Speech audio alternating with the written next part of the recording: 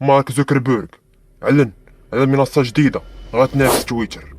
كلنا سمعنا على الكومبا اللي غيكون بين ايلون ماسك ومارك زوكربيرغ، ولكن الكومبا الحقيقي بين هاد الجوج اثرياء كاين في ريادة الاعمال.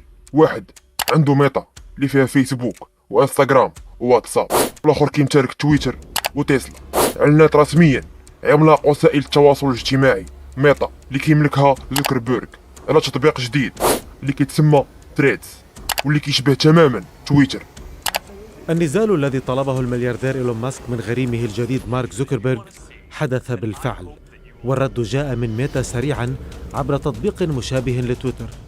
ثريدز يخرج إلى العلن ويعتمده 5 ملايين مشترك في أقل من 4 ساعات، ومن الواضح أن مالكه زوكربيرغ يستغل تخبط تويتر في ظل إدارة إيلون ماسك لإطلاق هذا المنتج المنافس. واش في اخبارك باللي اكثر من 10 المليون ديال الناس دخلوا لهذا التطبيق في اقل من 7 سوايع؟ وداك الشيء اللي قال مارك زوكربيرغ في التطبيق نفسه. فكيفاش بدا هذا الصراع بين ايلون ماسك ومارك زوكربيرغ؟ شنو هو هاد التريد؟ وشنو المميزات ديالو؟ وعلاش كاين تنافس بين هاد جوج رجال الاعمال لهاد الدرجه؟ كيف العاده وجد لي قهوه ديالك واجي باش تولي في اخبار.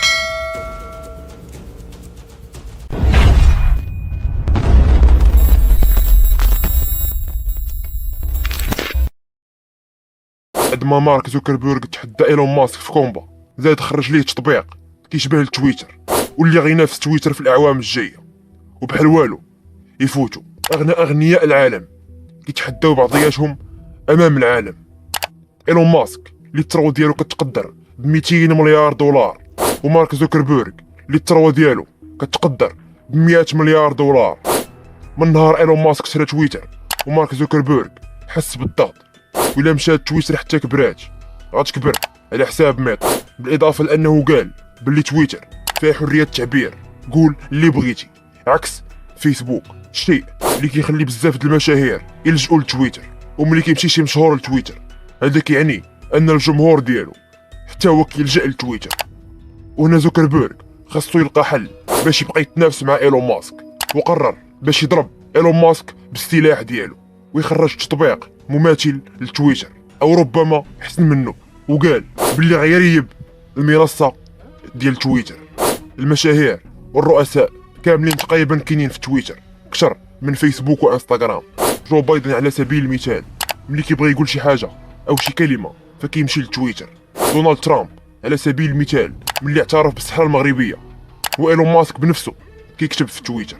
تريدز غتكون مرتبطه بانستغرام، والمستخدمين ديالها يقدروا يحطوا فيديوهات اللي كتوصل المده ديالها حتى ل5 دقائق، بالاضافه للتصاور تماما كيف ما كدير تويتر.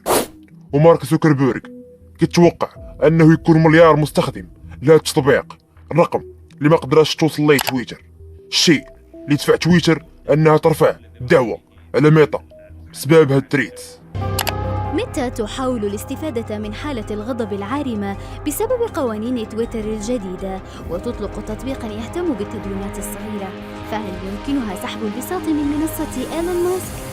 تطبيق التدوينات المصغرة اسمه ثريدز، وأدرجته ميتا على متجر التطبيقات. في نظركم شكون اللي غيربح هذا الصراع؟